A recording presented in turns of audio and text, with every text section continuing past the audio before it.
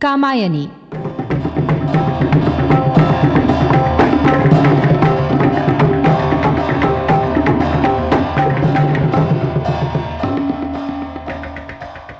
कामायनी जयशंकर प्रसाद के सुप्रसिद्ध महाकाव्य कामायनी पर आधारित इस रेडियो धारावाहिक नाट्य रूपांतर के पिछले भाग में आपने सुना, मनु को पुनः खो देने पर श्रद्धा व्यथित है। कुमार को समझा रही है कि सुख दुख क्या है, सब मिथ्या है, हमारे मन की कल्पना है। कर्म प्रधान है, कोई कर्म सुख का कारण बनता है तो कोई दुख का। श्रद्धा और कुमार को खोजती ईड़ा वहां पहुंचती है। व्यथित ईड़ा को श्रद्धा सांत्वना देती है और समझाती है कि सारस्वत प्रदेश के विध्वंस के कारण क्या थे। श्रम विभाजन की दृष्टि से वर्ण व्यवस्था की गई, परंतु श्रम का ये विभाजन वर्ग भेद का कारण बन गया। व्यवस्था अव्यवस्था में बदल गई। वर्गों को अपने बल का अहंकार हो गया। तुमने अपने प्रत्येक कार्य में मस्तिष्क को प्राथमिकता दी, हृदय को साथ लेकर नहीं चली, क्षमा के महत्व को नहीं समझी। श्रद्धा कुमार को ईड़ा के हाथों में सौंप देती है, इस आशय के साथ कि वो ईड़ा की बुद्धि और अपने चिंतन और हृदय के समन्वय से प्रदेश पर शासन कर पुनः शांति स्थापित करेगा, और स्वयं मनु की खोज में निकल पड़ती है। तो लीजिए आगे सुनिए कामायनी का अंतिम भाग 13।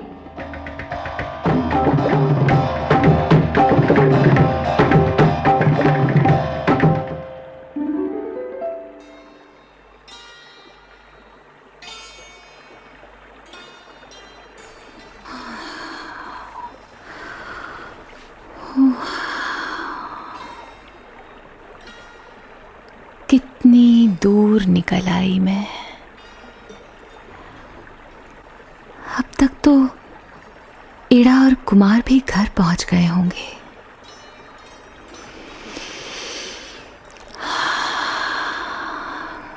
कितना शांत वातावरण है। नदी की कलकल ध्वनि के अतिरिक्त और कुछ भी तो ऐसा नहीं जो ध्यान भंग करे। अब थोड़ा उधर चलूं, नदी तट को छोड़कर पर्वत की घाटियों का आनंद लूं।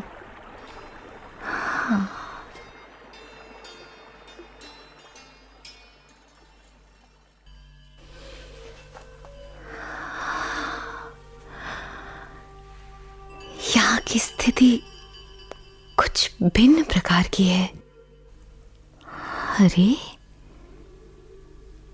उस गुफा द्वार पर ये दो रत्न जैसे क्या चमक रहे हैं? तनिक चलकर देखूं तो। ये कौन है यहां? अरे, ये तो श्रद्धा है, किंतु यहां तक आई कैसे? चारों ओर पर्वत श्रेणियां हैं, उनके बीच खड़ी श्रद्धा उनसे भी ऊंची लग रही है। अग्नि में तपकर जैसे स्वर्ण प्रतिमा हो। बड़ी अद्भुत है श्रद्धा। ये तो विश्वामित्र है, मात्र मूर्ति है।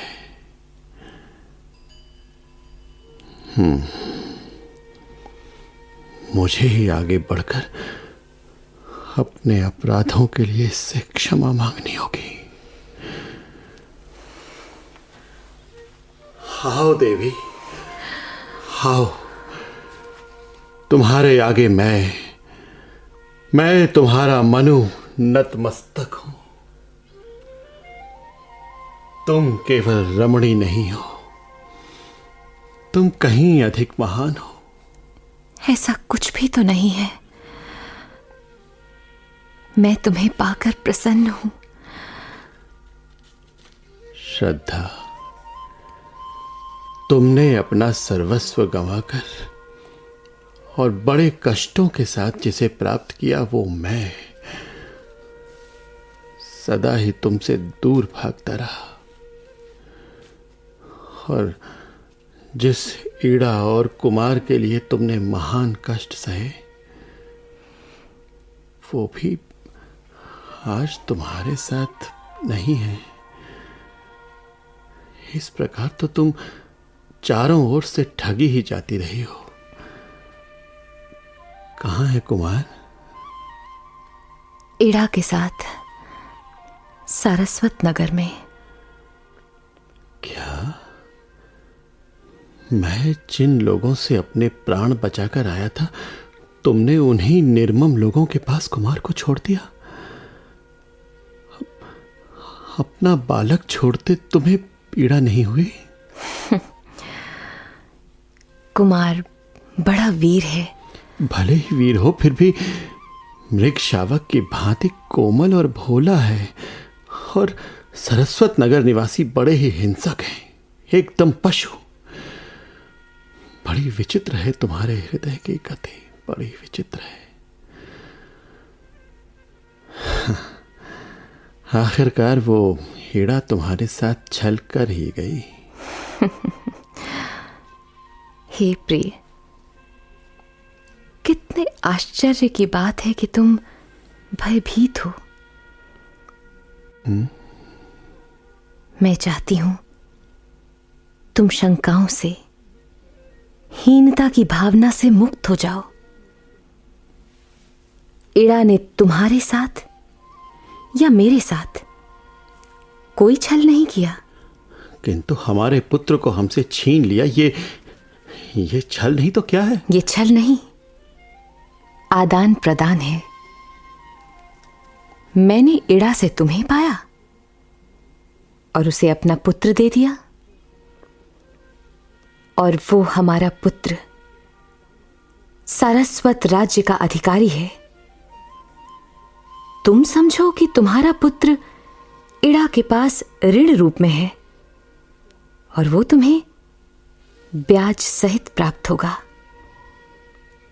मैं चाहती हूं तुम्हारे पास जो कुछ भी है वो दूसरों को दो, और जो कुछ दूसरों के पास है उसे ग्रहण करते चलो। देवी, तुम बहुत उदार मना हो, तुम कल्याणी हो। तुम सबके कष्टों को अपने ऊपर ले लेती हो। तुम्हारे सामने मैं स्वयं को बहुत क्षुद्र अनुभव कर रहा हूं। तुम्हारे हृदय को क्या मैं समझती नहीं? नहीं श्रद्धे, नहीं। तुम्हारे साथ किए गए अन्यायों के प्रति मुझे बहुत पछतावा है। प्रियतम, अब इन व्यर्थ की बातों को भूल जाओ। हाँ। पश्चाताप का तो प्रश्न ही नहीं है। मैंने तो स्वयं को तुम्हारे चरणों में समर्पित किया है। मैं तुमसे सच कहती हूं, मैं सदा तुम्हारी ही हूं। श्रद्धे, यदि तुम्हें विश्वास नहीं होता तो तुम मुझे वहां ले चलो जहां तुम्हें शांति मिले। श्रद्धे, मैं तुम्हारे साथ चलने को तैयार हूं। हाँ? ना चलूं तो चाहे दंड देना। चलूंगा, तुम्हें भी साथ ले चलूंगा, पर मुझे कुमार की चिंता है। वो केवल पुत्र मात्र नहीं है, मनु से, चिंता से पूर्ण मानव है। तुम्हें उसकी चिंता नहीं करनी चाहिए। हमारी तो यही शुभकामना होनी चाहिए कि देव जाति के माता पिता से उत्पन्न देवताओं का प्रतिनिधि मानव देव जाति की भूलों को भी सुधारे। क्या मानव इतना क्षमताशील है? क्यों नहीं? मेरा विश्वास है कि उसके नेतृत्व में समस्त मानव जाति वासना के भयानक विष को अपने उच्च कर्मों द्वारा अमृत में बदल देगी। क्या क्या यह संभव होगा? क्या मानव का जीवन वासना के बंधनों से मुक्त हो जाएगा? अवश्य। जीवन भोग के लिए है, ये जो भ्रम फैला हुआ है, एक दिन मानव जाति की उन्नति का रहस्य होगा।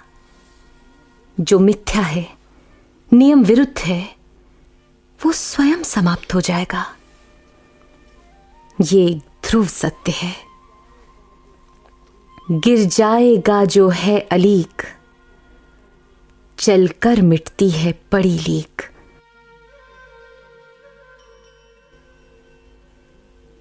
तुम कुछ बोलते क्यों नहीं?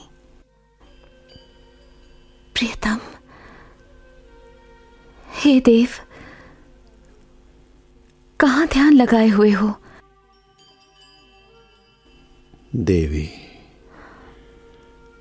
तुम्हारी वाणी सुनते सुनते मेरे भीतरी नेत्र खुल गए हैं। मैं ध्यान में लग गया। देखते ही देखते मुझे लगा कि चारों ओर फैला अंधकार एक नील वर्ण के विशाल पर्वत में परिवर्तित हो गया। मुझे अनुभव हुआ कि शिव जैसे नृत्य करने लगे। समस्त वातावरण उनकी मुस्कान से भर गया और दिशाएं उनकी नृत्य ध्वनि से गूंज उठी। वही गूंज मुझे अपने हृदय में सुनाई देने लगी। देश काल का जैसे भेद ही मिट गया। तुम धन्य हो देव, तुम धन्य हो। तुम्हें देवाधिदेव भगवान शंकर के दर्शन हुए। भगवान शिव समरस, अखंड, आनंदमय व सच्चिदानंद है। फलतः उनसे पूर्ण ये सृष्टि भी समरस, अखंड और आनंदमय है। आओ चलें कैलाश पर्वत की ओर, भगवान शंकर के चरणों में। आओ, आओ श्रद्धा, चलो।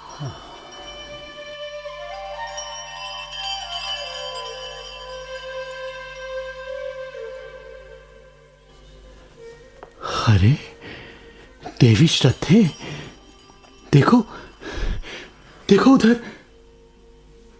ये तीन आलोक बिंदु क्या हैं? क्या यही त्रिलोक है? बहुत ही सक्रिय है। बोलो बोलो देवी, ये नए ग्रह क्या हैं? इनका क्या रहस्य है? क्या हम किसी नए लोक में आ पहुंचे? ये कोई मायाजाल तो नहीं है? देवी, मुझे बहुत घबराहट हो रही है। इस मायाजाल से मेरी रक्षा करो देवी। घबराने की कोई बात नहीं है।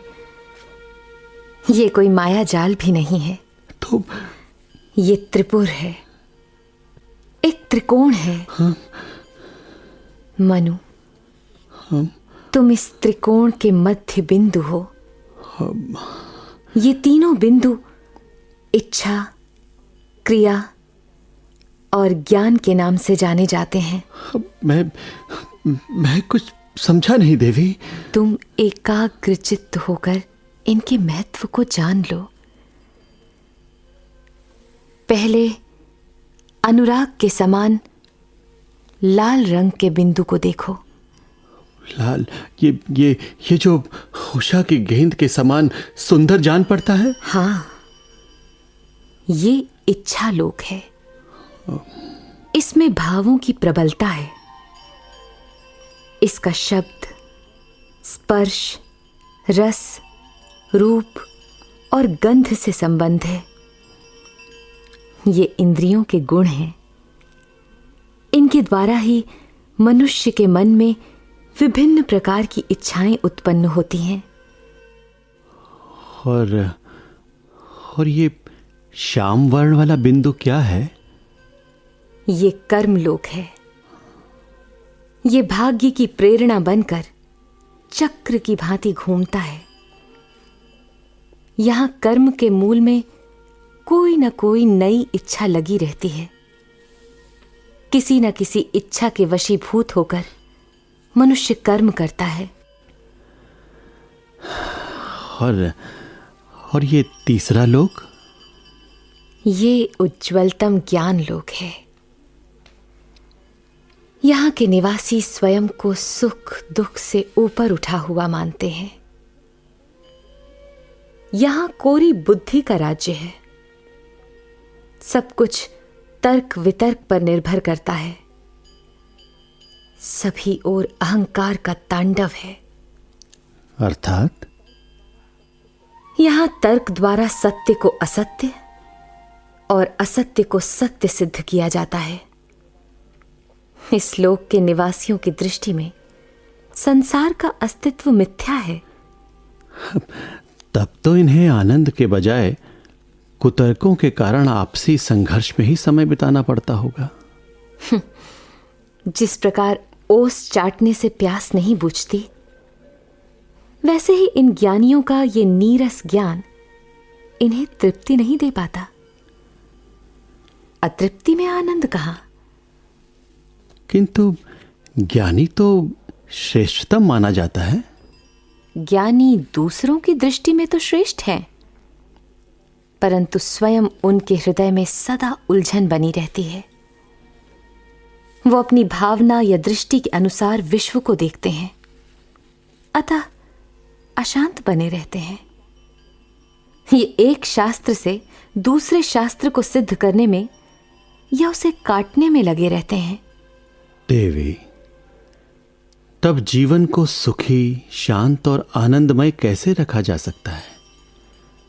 इच्छा, क्रिया और ज्ञान तो अशांति का कारण बन गए। नहीं देव, अशांति का कारण है इच्छा, क्रिया और ज्ञान की भिन्नता।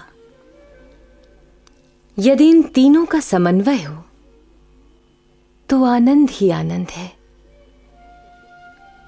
इच्छा तो विश्व शांति की रखें, आनंद की कामना करें, परंतु ज्ञान से विषमता फैलाएं और कर्म करें विध्वंस के। तब बताओ, शांति, सुख और आनंद कैसे मिले? यही त्रिपुर का रहस्य है। इस त्रिपुर पर नियंत्रण किया है शिव ने। तीनों का भेदन कर इनमें समन्वय स्थापित किया। इसीलिए शिव त्रिपुरारी हैं। मैं इन्हीं त्रिपुरारी शिव की साधना में तल्लीन होना चाहता हूं देवी। आओ, तुम भी स्थिर होकर बैठो।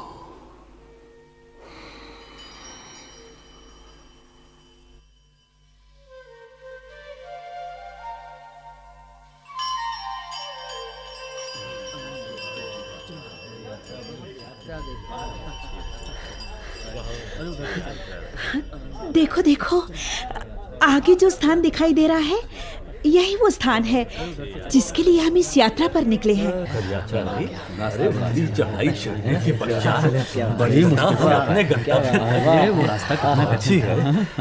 हेलो, अंततः हम अपने लक्ष्य तक पहुंच ही गए। कितनी शांति है यहाँ। जहाँ तक दृष्टि जाती है चारों ओर हरियाली ही हरियाली है। हाँ, यहाँ पहुँचकर सारी थकावट, संताप और मार्ग के कष्ट दूर हो गए। हाँ, ठीक कह रहे हो।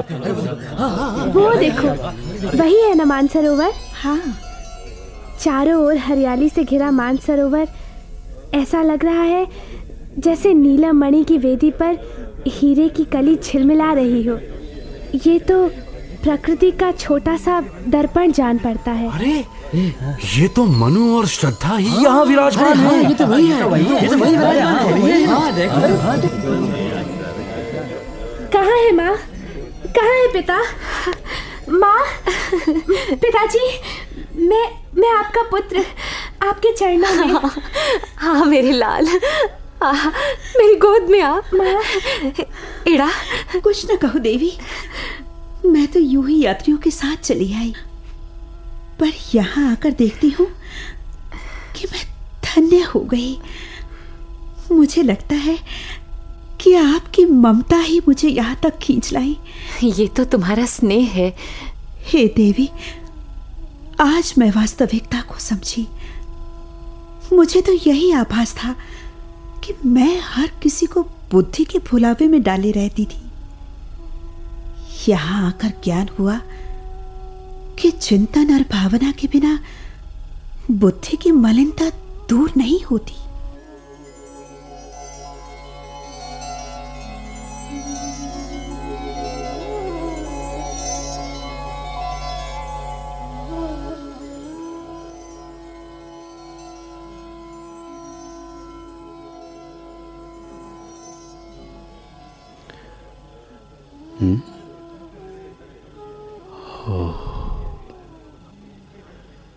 कितने आनंदमय क्षण। अरे तुम सब, तुम भी यहां आओ, आओ आओ, बैठो। देखो, चारों ओर से इस कैलाश पर्वत को देखो। यहां शिव का निवास है, कल्याण का, मंगल का निवास है। यहां कोई भी पराया नहीं है, एक परिवार है। सब यहां पर अनन्य है। यहां पूर्णता का राज्य है। यहां सभी ताप, पाप, शाप शांत हो जाते हैं। जीवन की समस्त विषमताओं का लोप हो जाता है। यहां आपके दर्शन कर आंखें तृप्त हो गई। सभी संताप मिट गया। लगता है जैसे एक विराट समुद्र में सभी नदियां आ मिली। ठीक कहा तुम लोगों ने। हम सब एक हैं। जिस प्रकार समुद्र में पानी लहरों के रूप में इधर उधर बिखरा दिखाई देता है, पर होती हैं वे लहरें जल ही, वैसे ही अनगिन जीवात्मा सृष्टि में यत्र तत्र बिखरे होने पर भी उसी चेतन सत्ता का अंग है। वास्तव में जीव, जगत और ब्रह्म एक ही हैं। ब्रह्म सच्चिदानंद स्वरूप हैं। अतः सभी कुछ दृश्यमान जगत और जीव आदि भी सत, चित और आनंद रूप ही हैं।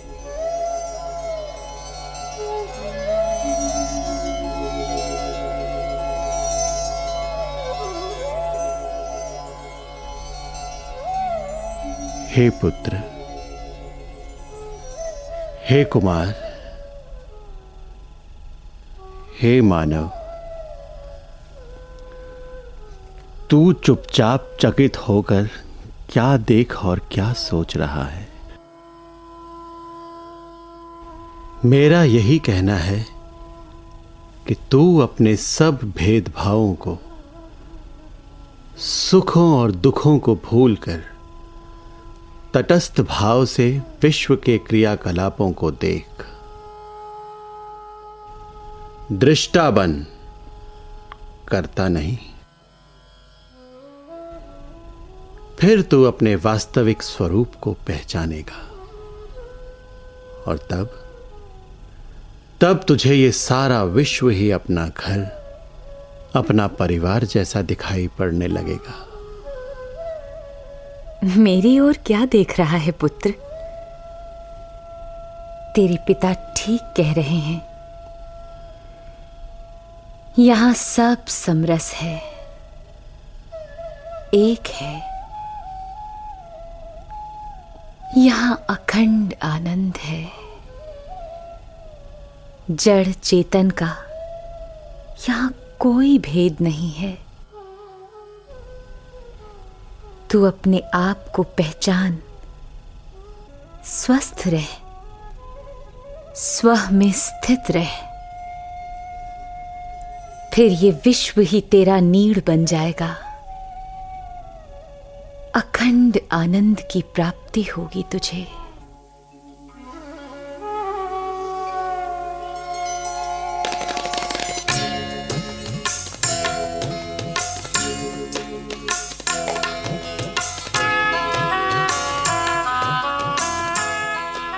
कामायनी।